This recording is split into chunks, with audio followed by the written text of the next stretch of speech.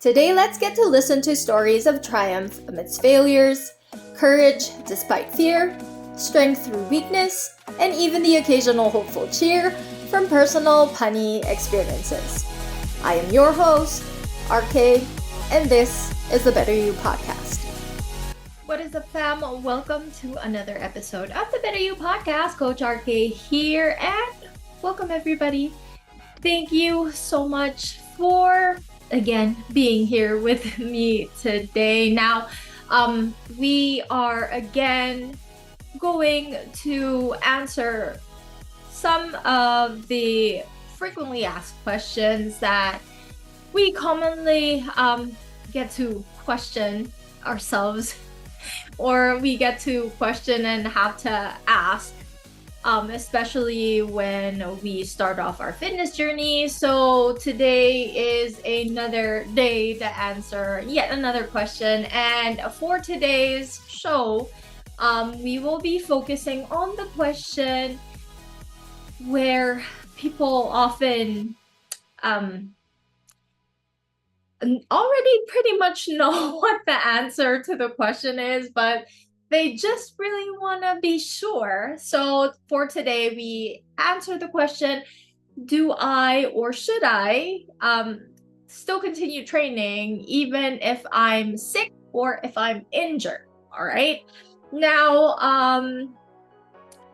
like I mentioned, it's pretty much a question where you're probably saying like, I do already know how to answer this, right? And this shouldn't be even a question at all. But of course, throughout your fitness journey, you do get to challenge yourself, and you feel that being able to train has made your body really strong, and that you pretty much feel like you're a superhero at a certain point, right? I myself would admit to this, and there were often a lot of scenarios in my life where I have told myself that, okay, I'm sick today, but I know I can still do it. I can still train. Or I got injured, but I was too stubborn enough to recognize that I needed to stop training and concentrate on recovery. All right, so that pretty much is something that we are going to talk about today, because when you train, it's not really just being able to build on your body's strengths. You also have to recognize that there will be times where you will be in your weakest state, and you have to really rest and recover. All right, so I'm sure you already know where I'm getting to for today's show, but let's try to talk about a lot of this this issue a little bit more, because I know for a fact that a lot of us who get to train are so much into it that we feel, even on the days where we're not 100%, we still can manage. All right, that is actually the issue here, or possibly the only reason why some people would even have to ask this question, all right, or want to have this question answered by somebody. They pretty much want somebody to defend their answer that yes, even if I'm injured or I'm sick, I can still train. All right. Now, I myself have experienced this, and do I regret it? It's probably 90% of the time, yes. The other 10%, possibly just because of adrenaline. Okay, so let's get into more detail. All right, so I want to start with, can you still actually train when you're injured?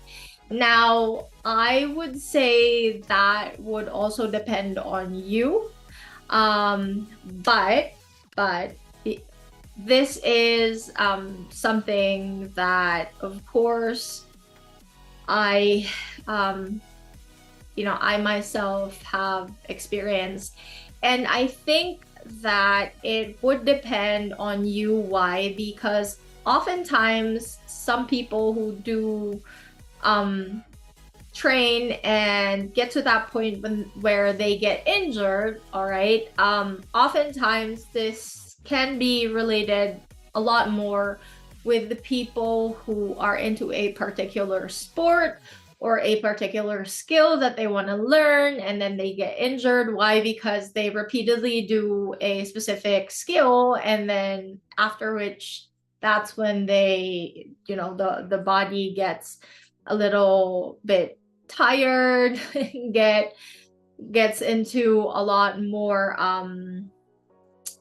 shall we say, a period where, the particular parts of the body, they have their own level of, it kind of gets to a point where it gets exhausted. Okay, so let's just put it that way. Okay, just to make it a little bit more simple to comprehend. But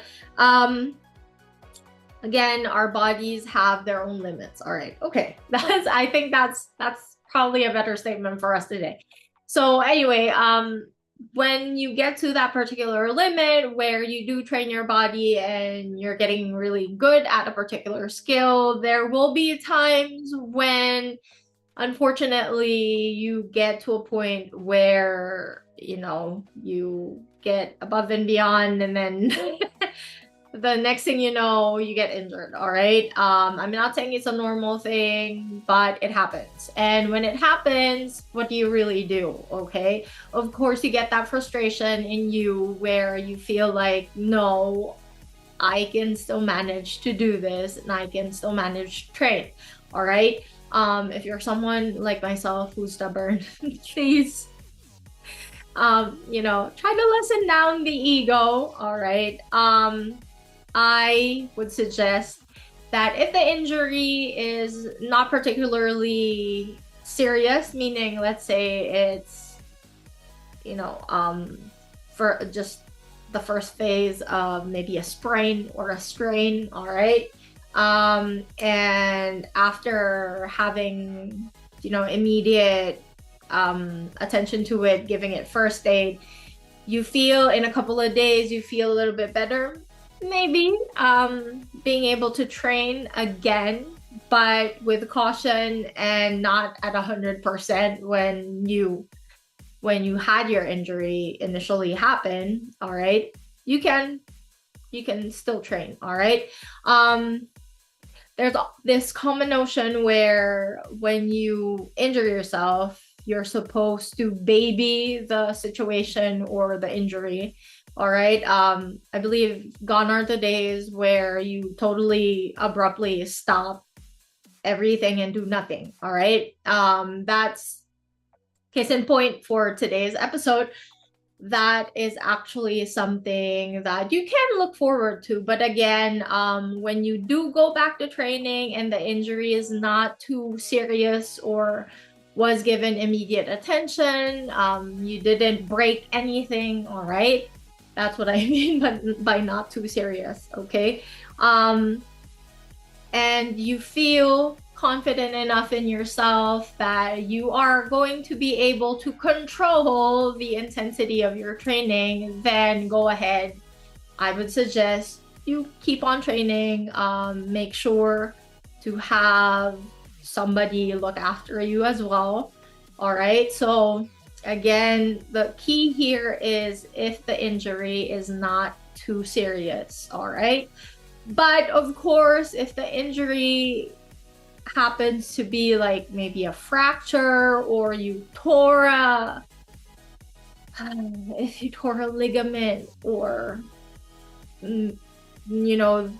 that higher level of type of injury, for that, ladies and gents, unfortunately, you won't really be able to train because you'll probably need surgery and you'll probably need a health professional to really assess how severe the injury is and how to go about.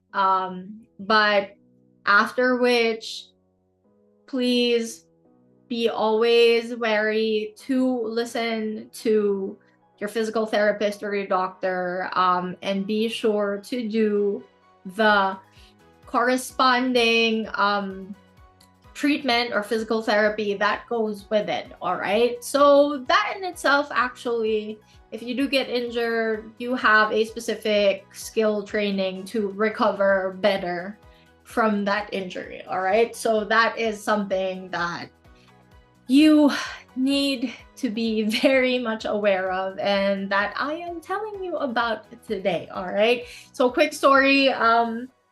I have had experiences where I really did have to train. I was a varsity athlete in college, and sometimes even if you want to stay low or lay low and want your injury to really recover first, unfortunately, if you're under a contract, I know it sounds a little bit, sounds a little bit suspicious. It sounds a little bit harsh, but if it's your education on the line, sometimes you have to make a little bit of a sacrifice. And of course, that was also intended and was also with the advice of my coach. But of course, during that time, I was still doing taekwondo. I injured my foot, and there was really nobody else to substitute for me. So what I did is I had or made sure that our physical therapist really taped up my foot, and I really did not use that foot. All right.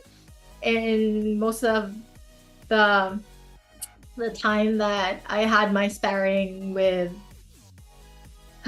opponents. But yeah, okay, so don't be scared that you can't totally train. Okay, again, gone are the days where zero training or zero activity should be done if you're in recovery. Okay, you can still do pretty much active rest. That could be included, or that could be a good and best description for this. All right, so again, if you're the type of person, if you're not into a sport but you are very, very diligent really in staying physically active, I know for a fact that this will also be something that you will experience. And if you do get into an injury that's not too serious, as I mentioned a while back, again, you can still do active recovery or active rest. Do activities that will not make your injury worse. Okay, that's a thing that we want to be sure about when it comes to this scenario or this issue. Okay, now from injury we go into, let's say, if you're sick or you have an illness currently. All right, so oftentimes when this happens, it's seasonal. Okay, flu season, you caught a cold from somebody at work or from somebody in school, or a cough. These are the things that we'll go about talking, or we'll be talking about specifically for today. All right, and these are the type of ailments or sicknesses that don't really hinder you from going to the gym. Not so much really, but again, this would be something that would be dependent on you. But okay, there's a big but. We have gone through that little period in our lifetime, a few years back, where we did have COVID, right? And let's say, Okay, let's put that back into perspective for everyone. All right, and I hope that this question doesn't really get to, you know, be as common as it should be, because it shouldn't. And when COVID struck, all right, a lot of people still did go out and still managed to tell themselves that I'm sick, but I'm okay. I can manage. All right. Okay. You can think about that, and you can say that to yourself that you can manage. You're sick, you can manage, you can train. Okay, good on you. But please do remember that, especially if you go to a public facility or a gym, okay, please keep in mind that not everybody, okay, well, I guess a lot of people, a bigger portion of the people in the gym will most likely have, you know, good health on them, would possibly have high immunity for certain diseases. Good on them as well. But again, let us be cautious, and let us always learn from the time we had COVID. It is not just, you know, ourselves that we should be thinking about. We should also be thinking about others. We should also be thinking about the people we get to interact with, aka family and friends. All right. So again, this is in very big caution for all of you guys. If you feel that you are sick, and that sickness will most likely entail that you pass it on to somebody else, just stay at home. Okay. Or if you really want to train, you can train at home. All right. That's something that shouldn't bother you. Okay. Because you still are able to train. If you are also sick, we did mention a while back, also with regard to injury, the intensity of your training has to go down a little bit compared to your usual, because again, your body is in a different type of state, and you have to make sure that your ailment does not get worse because you trained. All right, that there's also that issue that you need to also look into. And as I mentioned, again, in relation to what we've learned from the past, or what we should have learned during the COVID season or the COVID period, if you are the type of person who, okay, fine, you go to the gym and you are feeling kind of under the weather already, please make sure to sanitize everything that you use. All right. And as well, maybe you're somebody who is in recovery from an ailment, also do the same. And also, even if you're at 100% of your health, please do make sure to always sanitize what it is that you use. And it doesn't matter if it's a public gym, you should also do the same, even if it's your own personal gym. All right. Don't want those germs and those viruses going around. Okay.